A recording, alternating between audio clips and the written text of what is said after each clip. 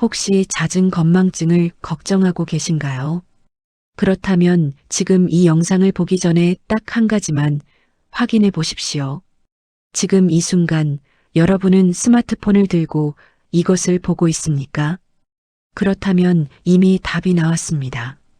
우리는 지금 자신도 모르게 뇌를 갉아먹는 습관 속에 살고 있습니다.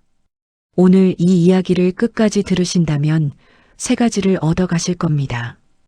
왜 요즘 자꾸 깜빡하는지 그 진짜 이유. 뇌가 조용히 망가지고 있다는 신호. 오늘 당장 시작할 수 있는 뇌 회복법 세 가지. 끝까지 함께 해주십시오. 여러분, 오늘 아침을 떠올려 보십시오. 눈을 떴을 때 가장 먼저 한 일이 무엇이었습니까? 기지개를 켰습니까? 창문을 열었습니까? 아마 대부분은 알람을 끄는 척하면서 뉴스를 열고 카카오톡을 확인하고 유튜브를 틀었을 겁니다. 눈을 뜬 지 채 3분도 되지 않아 우리의 뇌는 이미 수십 개의 정보를 처리하기 시작합니다. 어제 치킨이 맛있다는 댓글, 정치 뉴스, 누군가의 생일 축하 메시지, 택배 도착 알림.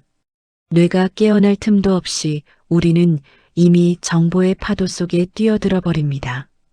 손이 먼저 움직이고 뇌는 그 뒤를 따라갑니다.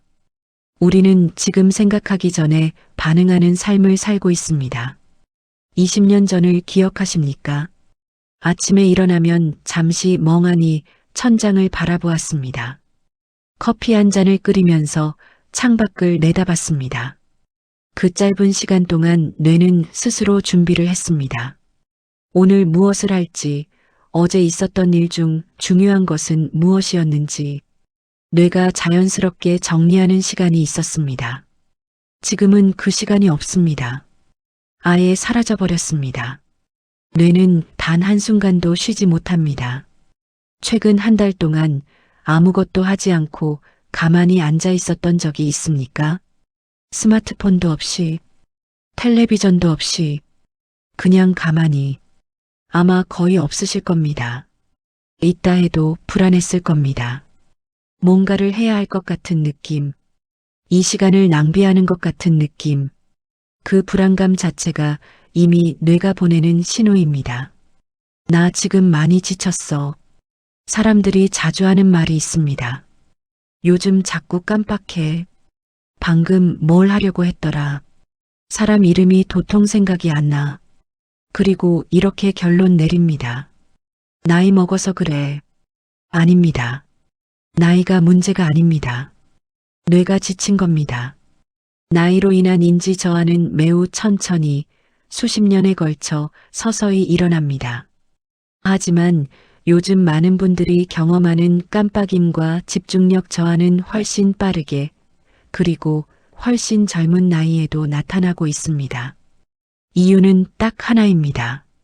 정보 과부하. 홍수는 밖에서 물이 넘쳐오는 것입니다. 피할 수 있습니다. 하지만 과부하는 회로 자체가 타버리는 겁니다. 안에서 무너지는 겁니다. 지금 우리 뇌의 상태가 바로 그렇습니다. 심리학에 구글 효과라는 개념이 있습니다.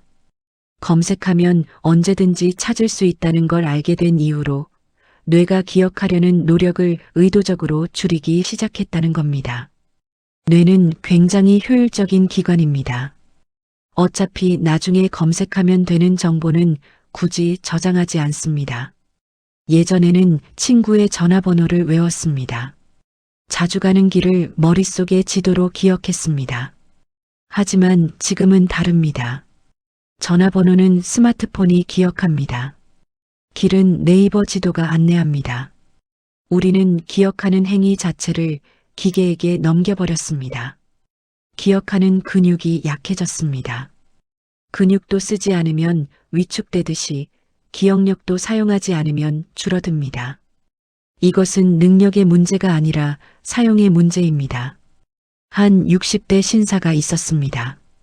젊었을 때 친구들의 전화번호를 15개 넘게 외웠던 분이었습니다. 어느 날 스마트폰을 잃어버렸습니다. 그런데 아무 번호도 생각이 나지 않는 겁니다. 딸 번호도 아내 번호도 공중전화 앞에 서서 멍하니 있다가 집에 돌아와 이렇게 말했습니다. 내 머리가 이렇게 나빴나? 내가 치매가 오는 건 아닐까? 하지만 그게 아닙니다. 그분의 뇌가 나빠진 것이 아닙니다. 그저 기억을 사용하지 않았을 뿐입니다. 스마트폰이 대신 기억해줬기 때문에 뇌는 그 기능을 서서히 내려놓은 겁니다. 정약용 선생은 이런 말을 남겼습니다. 배우기만 하고 생각하지 않으면 얻는 것이 없고 생각만 하고 배우지 않으면 위태롭다. 스마트폰을 쓰지 말라는 것이 아닙니다. 도구를 쓰되 내 뇌가 주인이 되어야 한다는 것입니다. 많은 분들이 이렇게 생각하십니다. 뇌를 많이 쓸수록 좋아지는 거 아냐? 반은 맞고 반은 틀렸습니다. 뇌는 자극을 통해 발달하기도 하지만 쉴 때 정리되고 강화됩니다. 우리가 조용히 쉬고 있을 때, 눈을 감고 멍하니 있을 때, 아무 생각 없이 하늘을 바라볼 때 뇌에서는 디폴트 모드 네트워크라는 시스템이 활성화됩니다. 이 시스템이 하는 일이 무엇이냐? 낮 동안 뇌에 들어온 수많은 정보들을 분류하고 정리합니다. 필요한 기억은 장기 기억으로 옮깁니다. 불필요한 연결은 끊어냅니다. 쉽게 말하면 뇌가 스스로 청소하고 정돈하는 시간입니다. 파일을 계속 열고 프로그램을 계속 실행하면 컴퓨터가 느려집니다. 그럴 때 필요한 것이 재부팅입니다. 멍 때리는 시간이 뇌의 재부팅입니다. 문제는 지금 우리에게 그 시간이 없다는 겁니다. 밥을 먹으면서 영상을 봅니다. 화장실에서도 스마트폰을 봅니다. 잠들기 직전까지도 화면을 봅니다. 정보는 계속 들어오는데 정리할 시간이 없습니다.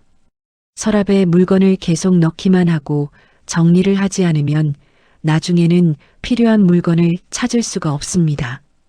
기억도 마찬가지입니다. 분명히 경험했는데, 분명히 들었는데 떠오르지 않습니다. 서랍이 뒤죽박죽이기 때문입니다. 한 분이 이런 말씀을 하셨습니다. 아무것도 안 하면 불안해서 못 있겠어요. 손이 저절로 핸드폰으로 가요. 그분에게 딱 한 가지를 부탁드렸습니다. 하루 10분 아무것도 하지 않기. 처음에는 3분도 힘들었다고 하셨습니다. 그래도 억지로 지속했습니다. 일주일 뒤 그분이 이렇게 말씀하셨습니다. 선생님, 머리가 맑아지는 느낌이 들어요. 예전보다 기억이 잘 나는 것 같아요.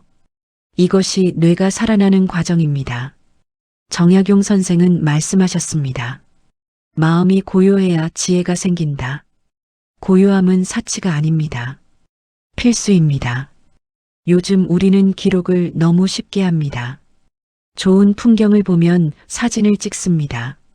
중요한 순간도 찍습니다. 그런데 한번 솔직하게 물어보겠습니다. 작년 이맘때 찍은 사진이 몇 장이나 됩니까? 그중 기억나는 순간이 몇 개나 됩니까? 사진은 수백 장인데 기억은 10개도 안 남은 경우가 대부분입니다. 사진을 찍는 순간 뇌는 이렇게 판단합니다. 이건 기계가 저장하니까 나는 기억 안 해도 되겠다.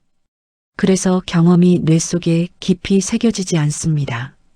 어느 부부의 이야기를 해드리겠습니다. 첫 번째 여행에서 사진을 300장 넘게 찍었습니다. 몇 달 뒤 꺼내봤는데 기억이 흐릿했습니다. 두 번째 여행에서는 방법을 바꿨습니다. 카메라를 내려놓고 작은 수첩을 들었습니다. 매일 저녁 단 한 줄씩 손으로 기록했습니다. 오늘 바람이 따뜻했다. 당신이 웃어서 좋았다. 단 한 줄입니다. 그런데 1년이 지나서도 그 여행은 선명하게 기억에 남았습니다. 정약용 선생이 말씀하셨습니다. 둔한 붓이 총명한 기억보다 낫다. 손으로 쓰는 순간 기억은 비로소 내 것이 됩니다. 손으로 글씨를 쓸 때 언어를 처리하는 영역, 운동을 담당하는 영역, 감각을 처리하는 영역이 동시에 활성화됩니다. 여러 곳에 저장된 기억은 오래갑니다.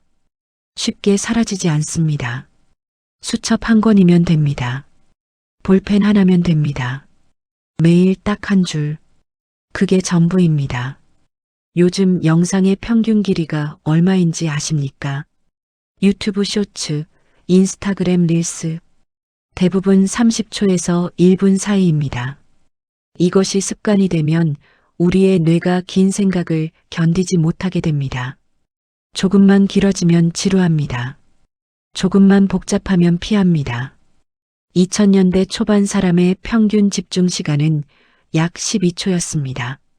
지금은 8초라는 연구도 있습니다. 금붕어가 9초라는 이야기까지 나왔을 정도입니다. 이게 지금 우리 뇌의 현실입니다. 은퇴 후 파크 골프를 시작하신 분이 있었습니다. 처음에는 그냥 공만 쳤습니다. 그런데 어느 날부터 코스를 분석하기 시작했습니다. 이 홀은 거리가 얼마인가? 바람이 어느 방향에서 부는가? 생각하고 치기 시작하자 실력이 늘었습니다. 그리고 말했습니다. 이제야 게임이 보이기 시작해요. 정약용 선생은 말씀하셨습니다. 하나를 알면 열을 깨닫는다. 하나를 깊이 파고들면 그것이 다른 모든 것과 연결됩니다. 정약용은 1801년 전라도 강진으로 유배를 떠납니다. 관직도, 재산도, 가족과의 시간도 모두 빼앗겼습니다. 하지만 그 18년 동안 생각하고 기록하고 공부했습니다. 유배지에서 500권이 넘는 책을 썼습니다. 목민심서, 흠음신서, 경세유표, 모든 것을 잃었지만 생각하는 힘만은 아무도 빼앗을 수 없었습니다. 우리는 지금 아무것도 빼앗기지 않았습니다. 시간도, 도구도, 정보도 넘치도록 가지고 있습니다. 그런데 왜 생각하는 힘을 잃어가고 있습니까? 너무 쉽게 얻으려 하기 때문입니다. 깊이 파고들기를 멈췄기 때문입니다. 35년을 일하고 은퇴하신 분이 있었습니다. 마침내 자유를 얻었는데 이상하게 삶이 재미없었습니다. 아침마다 할 일이 없으니 자연스럽게 스마트폰을 들었습니다. 쇼츠를 보고 뉴스를 보고 또 쇼츠를 보고 몇 달이 지나자 이렇게 말씀하셨습니다. 내가 왜 이러지? 이럴 사람이 아닌데. 그분에게 딱 3가지를 부탁드렸습니다.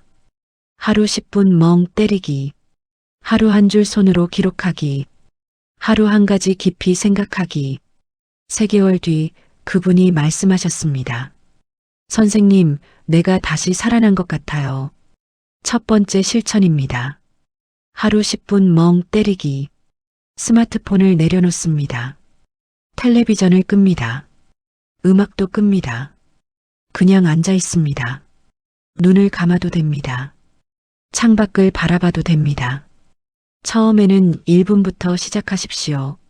내일은 2분, 그 다음 날은 3분, 열흘이면 10분이 됩니다. 20분 동안 뇌는 스스로 정리합니다.